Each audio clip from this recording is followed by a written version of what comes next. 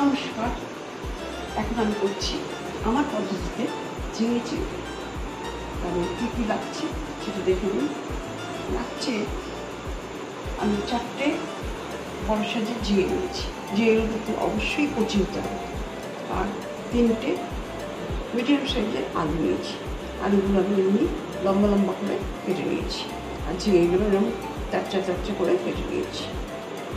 আর নিয়েছি নারকেল, নিয়েছি হাফ হাফ। এতে আছে আপনার হাফ নারকেল, আদা 2 ইঞ্চি, টমেটো একটা, 2টো কাঁচা লঙ্কা একসঙ্গে আমি গ্রাইন্ড করে নিয়েছি। এতে নিয়েছি পোস্ত আর 2টো কাঁচা লঙ্কা বেটে নিয়েছি, শিলে বেটে নিয়েছি। একটা শুকনো লঙ্কা নিয়েছি, মোটা রসুন 2 কোয়া আমি এমনি করে কুচিয়ে নিয়েছি একটা কাঁচা লঙ্কা আর পেঁয়াজ কুচুনো, 2টো পেঁয়াজ কুচুনো মিডিয়াম সাইজের নিয়েছি। সামান্য 2টো স্প্রিট কারি পাতা নিয়েছি। পিঙ্ক সল্ট, আপনারা চাইলে নর্মাল সল্টটাও ব্যবহার করতে পারেন। এটা সর্ষের তেল নিয়ে নিয়েছি। জলটা আমি প্রয়োজন মতন লাগলে দেবো। আর পোস্ত ধোয়ার জলটা নিয়ে নিয়েছি। তাহলে দেখুন আমি কীভাবে রান্নাটা করছি। নিয়েছি চিংড়ি মাছ, 400 গ্রাম চিংড়ি মাছ খোলা সম্পূর্ণ ছাড়িয়ে ভালো করে ধুয়ে আমি হলুদ দিয়েছি। এবার একটু পিঙ্ক সল্ট করবো, দিয়ে একটু ম্যারিনেট করবো করে এবার আমি এটা ভেজে নেব। আমি কড়াই বসিয়েছি, কড়াইতে আমি 2 চামচি তেল দিয়েছি, তাতে আমি চিংড়ি মাছটা ভেজে নেব।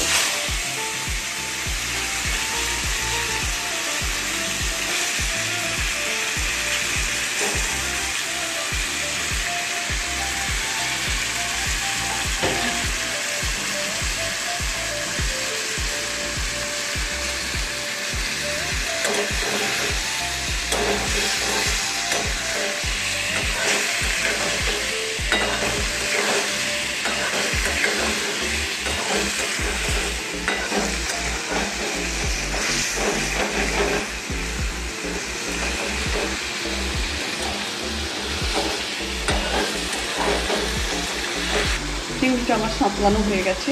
খুব কড়া করে ভাজবেন না, তাহলে রবারের মতন হয়ে যাবে, শক্ত হয়ে যাবে। তাহলে চিংড়িটা আমার ভাজা হয়ে গেছে, আমি সরিয়ে দিচ্ছি।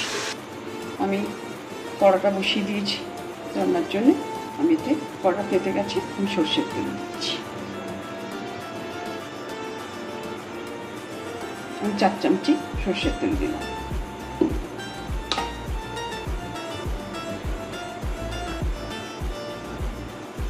এতে আমি একটা শুকনো লঙ্কা দিলাম।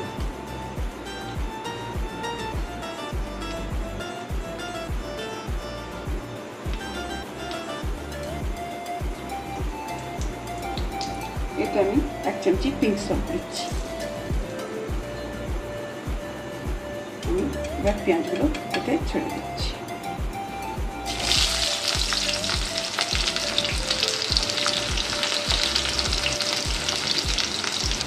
পেঁয়াজটা হাফ ভাজা হয়ে গেছে, এখানে আমি আলুগুলো দিয়ে দিচ্ছি।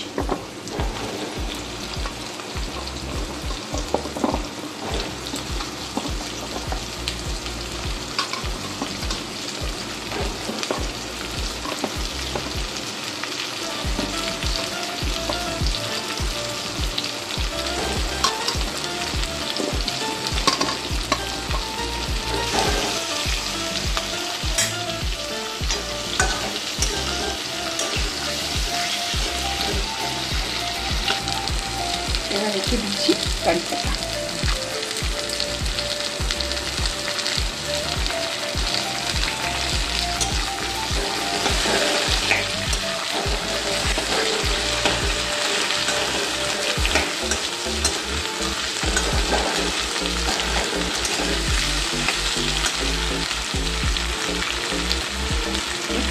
রসুনগুলো এবার দিয়ে দিচ্ছি। এই সময় রসুনগুলো দিয়ে দিচ্ছি আমি।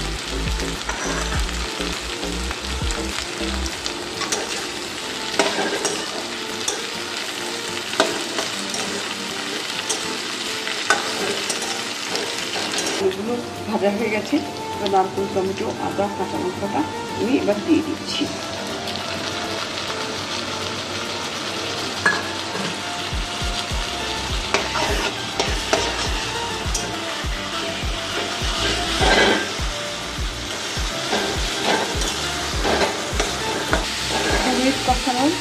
কষানোর পরে আমি চিড়েটা দিয়ে দিচ্ছি।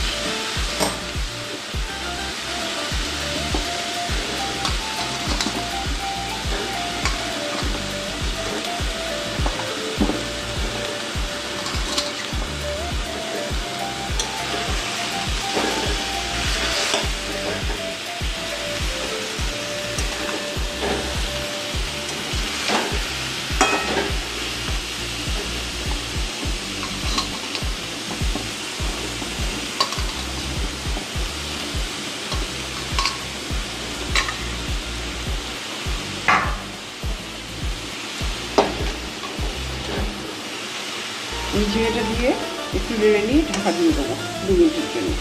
চিড়েটা থেকে জল উঠবে, তারপরে চিড়েটা কষানো হয়ে গেলে বাকি মশলাগুলো দিয়ে দেবো। 5 মিনিট পর ফিরে এলাম। আলুগুলো, চিড়েগুলো সেদ্ধ হয়ে গেছে। আমি 100 গ্রাম পোস্ত আমি 2টো কাঁচা লঙ্কা দিয়ে বেটেছি, সেটা আমি এখন দিয়ে দিচ্ছি।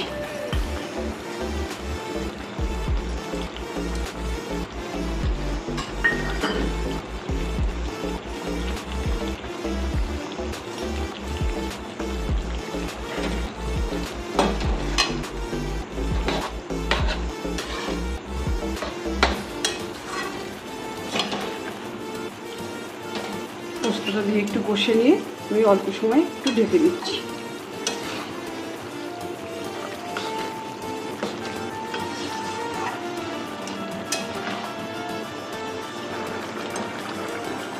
রান্নাটা আমার প্রায় হয়ে এলো।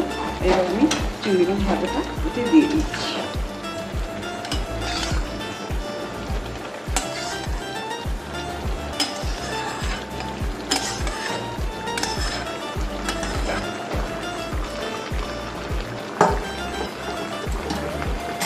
আমি আগে 1 চামচি নুন দিয়েছি, এখন আমি 1.5 চামচি নুন দিচ্ছি। আপনারা টেস্ট মতন নুনটা দেবেন।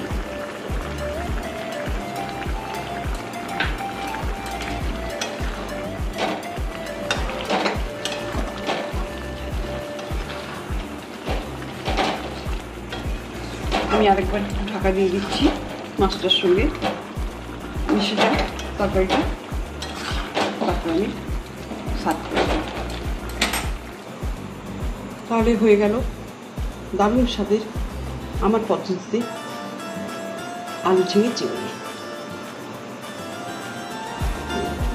আমি এর উপরে একটা তেল দিচ্ছি, সরষের তেল একটু দিচ্ছি, এতে স্বাদটা আরও দারুণ হবে। আর একটা কাঁচা লঙ্কা গার্নিশ করে দিচ্ছি। তাহলে আপনারা খাবেন এইভাবে করে, খেয়ে যদি ভালো লেগে থাকে আমাকে অবশ্যই শেয়ার করবেন। প্রথম থেকে শেষ অবধি ভিডিওটা দেখার জন্য আপনাদের অসংখ্য ধন্যবাদ। নমস্কার।